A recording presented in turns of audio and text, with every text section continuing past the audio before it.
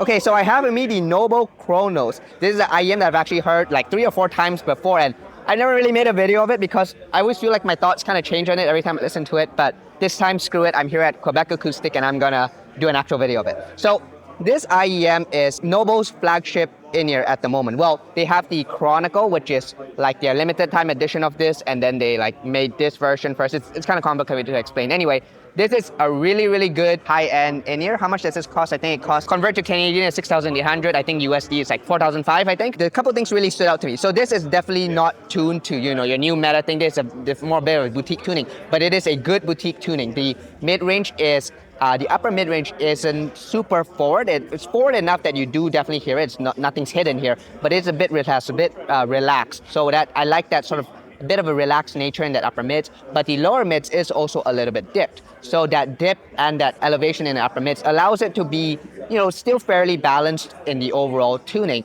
So it's not too warm one way or the other, it's not too thin one way or the other. The bass presence is quite nice on this. You do get quite a good, nice bass presence without being overly big and boomy. I think it focuses a bit more on the punch rather than the sub-bass boom and rumble, but the dynamics here are pretty good without being a bass head IEM.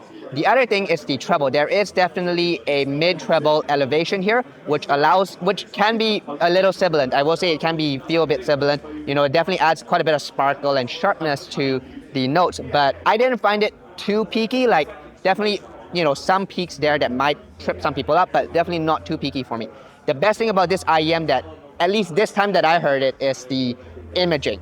I really find the imaging on this to be superb. Obviously you have notes that are stereo, right, left and right, but this one, it just feels really nicely right there when it's panned. And then obviously you have the center image. Once again, not too forward, it's nicely pulled in the stage.